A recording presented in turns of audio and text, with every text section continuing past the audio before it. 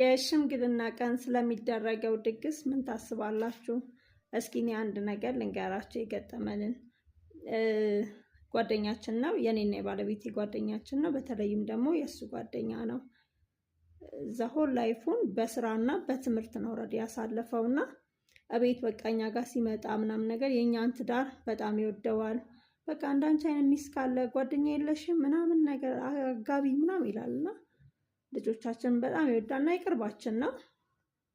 ፋሚሊውም እኛም ጓደኞቹም እንዲያገባ በቃ እንፈልጋለን። ጥሩ ነው ባህሪው። ከዛም በስራ አጋጣሚ ከአንዲት ልጅ ጋር ይተዋወቃል።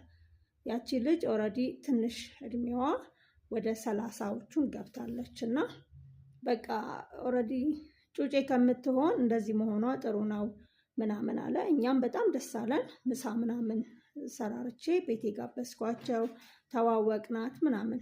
ከዛ ቁጭ ብላ አወሩና በቃ ከዚህ በኋላ እኔ መቆየት አልፈልግም፣ ነገሩን ወደ ቁም ነገር ነው መውሰድ የምፈልገው፣ ምን ታስቢያለሽ ሲላት እኔም መቆየት እኔም አልፈልግም፣ እኔም ሲሪየስ ነገር ነው የምፈልገው፣ መች እናድርግ ምናምን ብላ ታይም እንትን አሉና ቆረጡና ኦልሬዲ ለመጋባት ወሰኑ ማለት ነው። ደስ አለ ምናምን። ከዛም የቤት እቃ ምናምን እንድትገዛ ብሎ በዛ ያለ ወደ ብዙ ብር ነው ብቻ ሰጣት። ሙሉ የቤት እቃ በቃ አሟይ ይሄን ኃላፊነት ለአንቺ ነው የምሰጥሽ አለ።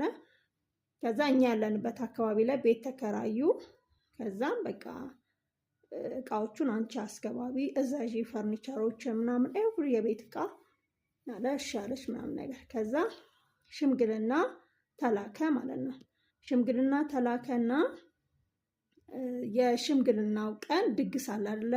አሁን ላይ የመጣው ለሽምግልና የሚደገሰው እሱን ድግስ በጣም ቀውጥ ያርጋ ጓደኞቿን ሰብስባ ምናምን በጣም በቃ ተቀውጦ ተደግሷል። ጠርታን በአጋጣሚ እኔ ጠርታኝ አልተመቸኝም፣ አልሄድኩኝም። ግን ፌስቡክ ላይ እሱ ጓደኛ ከሆነች በኋላ ፌስቡክ ላይ ፍሬንድ ያርጊያት አይተነዋልና በጣም ዋው ያምር ነበር ምናምን ተባባልን። ዋው ተባልን፣ ተሳስከን ደስ ብሎን አለፍን። ከዛም ሰርጓ ኦልሬዲ ሁሉ ነገር አድርጎ ሰርጋቸው ኦልሞስት 1 ወር ኦር 15 ቀን ገደማ ሲቀረው እንትን አለ፣ ብራይዳል ሻወር የሚባል ነገር አለ። እሱንም ታዘጋጅና እንደውም የሆነ መናፈሻ ነገር ውስጥ ነው፣ በትልቁ ነው ከተዘጋጅቶ ደግውት ተደርጎ ተደግሶ እንደዚሁ ፎቶ ሼር አደረገች። ከዛ ዋው ደስ ይላል ምናምን ነገር።